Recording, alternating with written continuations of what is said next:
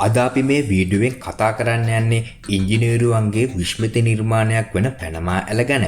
අන්ට්ලාන්ටික් සාගරය හා පැසිෆික් සාගරය සම්බන්ධ කර උතුරු සහ දකුණු ඇමරිකා බෙදීමේ කිලෝමීටර් 82ක් සැතපුම් වලින් කියනවනම් 51ක් දිග පැනමාවේ කෘත්‍රිම නිර්මාණය කර ඇති ජල මාර්ගයක් ලෙස මේ පැනමා ඇල අපට හඳුන්වන්න පුළුවන්.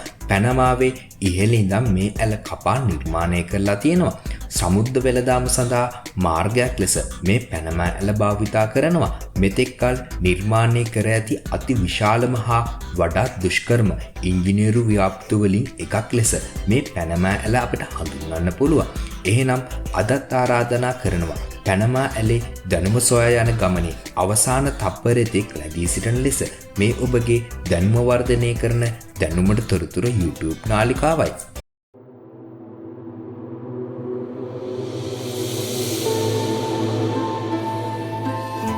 දකුණු ඇමරිකාවේ දකුණු කෙළවර හරහා දිගු අනතුරුදායක කේප් හෝර්න් මාර්ගයේ මගහරමින් නැව්වට ගමන් කිරීමේ හැකියාව නිසා කාලයේ විශාල ලෙස නාස්ති වීමද අඩු කර ගැනීමට මේ පැනමා ඇල නිර්මාණය කිරීමේ හැකියාව ලැබී තිබෙනවා. 1881 දී ප්‍රංශයේ විසි මේ ඇල නිර්මාණය කිරීම ආරම්භ කෙරුණත් ඉංජිනේරුවන්ගේ ගැටලුවත් සේවක මරණ අනුපාතයේ ඉහළ යාමත් සමගම ආයෝජකයන්ගේ විශ්වාසයක් නොමැතිකම නිසා මේ ඇල නිර්මාණය කිරීම අතරමඟ නැවතිලා තියෙනවා.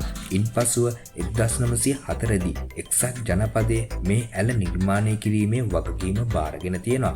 1904 දී මේ ඇල නිර්මාණය කිරීමේ ව්‍යාපෘතිය ආරම්භ කරලා 1914 දී ඇල නිර්මාණය කරලා විවෘත කිරීමද සිදු කරලා තියෙනවා.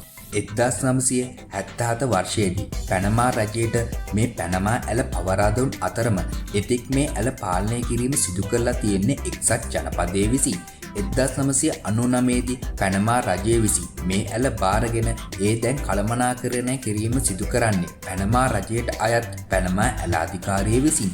මේ ඇලේ එක් අන්තයේ අගුල් මගින් මුහුදු මට්ටමේ සිට මීටර් 26ක් අඩිවලින් අපි කියනවනම් අඩි 85 ඉහළින් ඇති කෘත්‍රිම විලක් වන ගැලුම් විල දක්වා නැව් ඔසවන අතරම අනිත් කෙළවරෙන් නැව් පහත් කිරීමද සිදු කරනවා.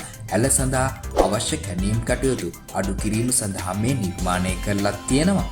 පැනමා ඇලේ මුල්ම අගුල මීටර් 33.5ක් අඩිවලින් කියනවනම් අඩි 110ක්ම පළල වෙනවා.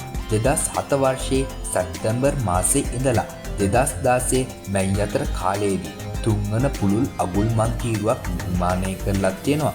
පුළුල් කරන ලද මේ ජල මාර්ගයේ 2016 ජූනි 26 වෙනි දින වාණිජමය ක්‍රියාකාරීත්වයේද ආරම්භ කරලා තිබෙනවා.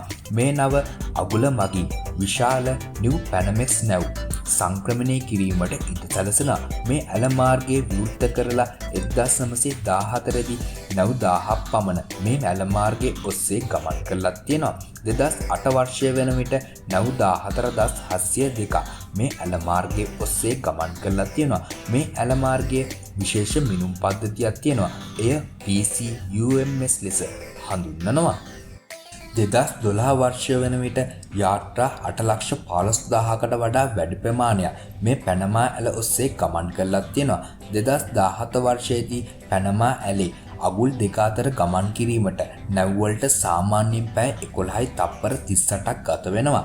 මේ පැනමා ඇල ලෝක වෙළඳ මාර්ග 144කට වඩා වැඩි ප්‍රමාණයකටම සේවය සපයන අතරම මේ පැනමා ඇලේ ගමනාගමනයේ වැඩි ප්‍රමාණයක් සිදු කරන්නේ ආසියාවේ සිට එක්සත් ජනපදයේ නැගෙනහිර හා ගොල්ෆ් වෙරළට යන යාත්‍රා මේ පැනමා ඇල ඔස්සේ ගමන් කරනවා.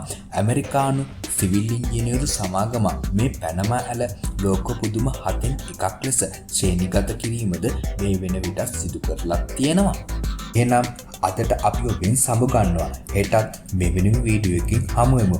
ඔයා තාමත් අපේ channel එක subscribe කරලා නැත්නම් දැන්ම subscribe කරලා අපිත් එක්ක එකතු වෙන්න. මේ වීඩියෝ එක ඔයාගේ යාළුවන්ට share කරලා දැනුම බෙදා හදා ගන්නත් අමතක කරන්න එපා. මේ ඔයාගේ දැනුම වර්ධනය කරන දැනුමට තොරතුරු YouTube නාලිකාවයි.